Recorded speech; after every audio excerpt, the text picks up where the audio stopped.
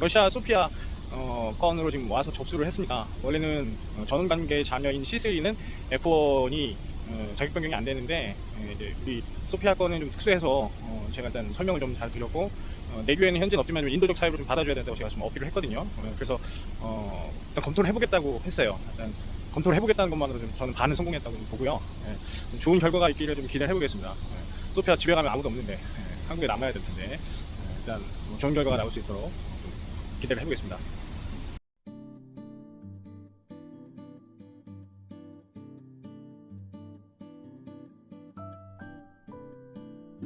안녕하세요. 골드윈의 류지영입니다. 오랜만에 유튜브를 찍네요. 요즘 좀 바빠서 사실 유튜브 찍을 시간적 여유가 없는데, 오늘 수원 출국 갔다가 C3에서 F1으로 변경되는 사례에 대해서 좀 설명을 좀 해보려고 오늘 영상을 찍게 됐습니다. 일단 그동안 저희 영상의 음성에 좀 지적이 많아서 처음에는 유선 마이크를 샀다가 오늘은 이제 무선 마이크를 처음으로 시험을 해보는데 좀 음성 전달이 잘 됐으면 좋겠습니다. 앞선 영상에서 설명드렸던 것처럼 이제 C3에서 F1의 자격 변경에 대한 오늘 대행을 다녀왔어요. 근데 일반적으로 C3에서 F1 변경은 잘 되지 않죠. 기본적으로 F1으로 들어올 때 이제 제외 공간에서 사증으로 들어오는 것이 원칙이기 때문에 국내에 들어왔다가 F1 자격 변경되는 경우는 이제 외교관의 자녀 또는 뭐 난민 인정자의 또 자녀 이런 경우에만 사실 가능하고 다 사증으로 다 들어와야 돼요. 특히나 이제 전용 관객의 어떤 자녀는 F1으로 변경이 안 됩니다. 오늘 제가 수임한 건도 사실 이제 전용 관계의 자녀, 미성년 자녀에 대해서 한국에 이제 F1으로 변경을 해달라는 의뢰였는데, 이제 받았을 때 이게 좀 사안이 많이 어렵겠구나 생각을 했었어요. 근데 일단 재혼하신 배우자가 F4시고 어머니는 이제 신청자신데 F1이시거든요. 근데 이제 전원관계의 자녀를 이제 들어오기가 힘든 상황인데, 아버지가 이제 친부죠. 친부가 사망을 했고, 미성년 자녀가 이제 러시아에 혼자 남게 되는 상황이기 때문에 현재 한국으로 C3로 들어온 상황에서 변경 허가를 이제 신청을 하게 됐습니다. 일단 이 가족들에게는 다행히 또 두 부부 사이에 아들이 태어나서 2살밖에 아이인데 F4를 받은 상황이에요. 한국에서 출생을 했고, 그러니까 이제 두 부부는 이제 한국에서 계속 거주할 확실한 의사가 있고 재정적인 거나 어떤 거주적인 측면에서 모두 확실한 상태죠. 그런 상태에서 이제 미성년자 자녀인 우리 러시아 자녀를 체류시켜달라, 자격 변경시켜달라는 사안이었는데요. 일단 결과는 저도 모르겠어요. 예. 일단 출입국에서 우리 직원분들께서도 이런 경우는 본 적이 없어서 일단 원칙적으로는 안 되는 것인데 결과를 어떻게 장담하지 못하겠다. 내부적으로 토의를 해보겠다고 했거든요. 일단 그래서 이제 기본적인 입증 서류들은 다 준비를 했고, 제일 중요한 이제 혼인관계 증명서하고 사망진단서, 출생증명서까지 다 이제 번역본과 공증까지 받아서 이제 준비를 좀 해서 사유서까지 첨부해서 일단 신청을 했습니다. 결과가 좀 좋게 나오기를 좀 바라고요. 확률은 제가 솔직하게 얘기해서 한 30%. 예. 근데 이제 소피아, 이 친구, 이제 신청자가 이제 소피아인데요.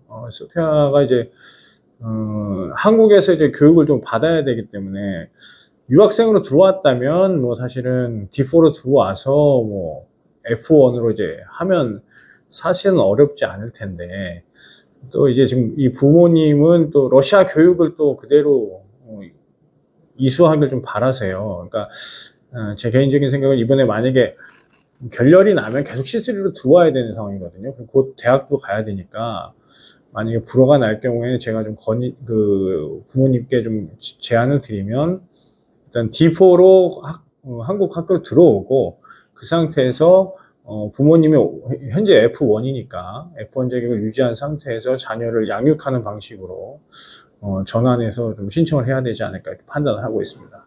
F1은 사실 그 종류는 여러 가지인데 제약사항이 너무 많아요.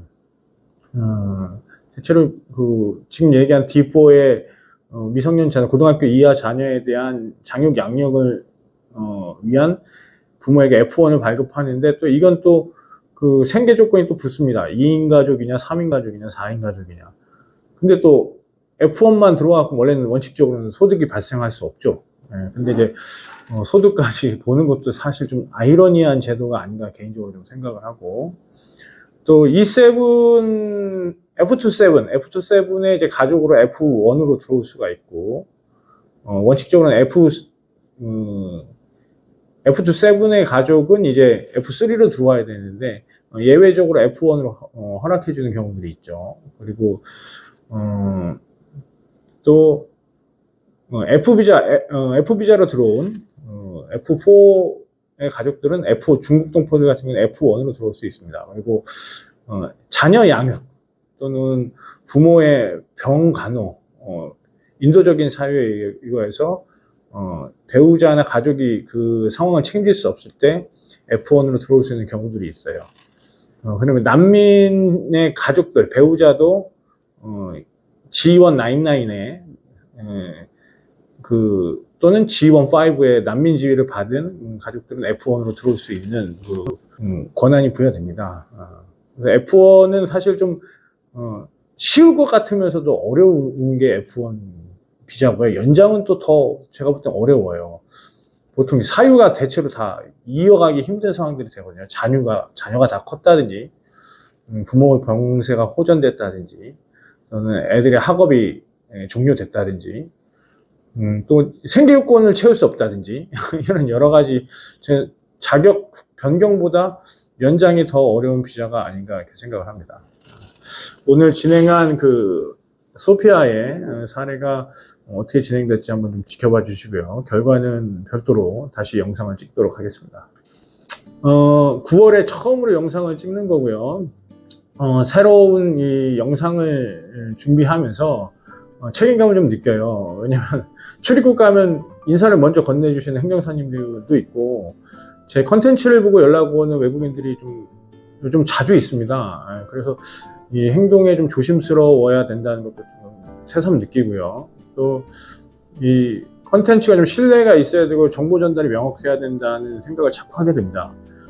그래서 이 영상을 어떻게 좀 더 전달을 잘할 수 있을까, 이런 고민을 하게 되고요. 시청각 자료를 좀 활용을 해야 되겠는데, 사실 낮에 상담과 어떤 미팅을 다 하고 나면 저녁에 와서 이제 잡무를 해야 되거든요.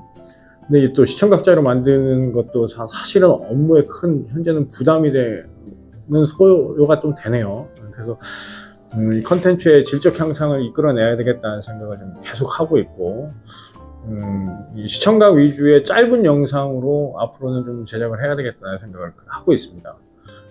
좀 변모되는 컨텐츠를 좀 지켜봐 주시고요. 최근에 뭐 출입국에서나 댓글로 인사와 응원을 보내주시는 많은 행정사님들, 또 외국인분들 진심으로 감사하고요.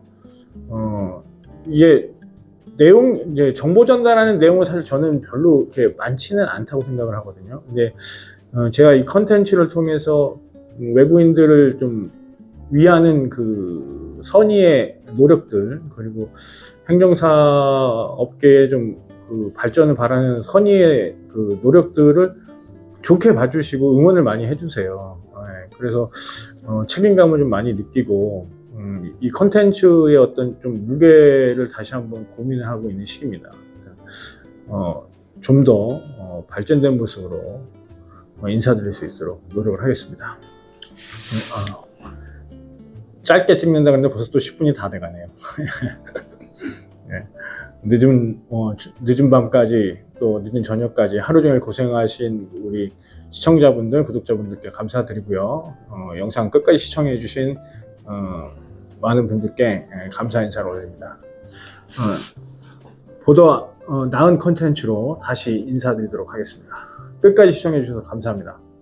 골드인의 류재영이었습니다. 감사합니다.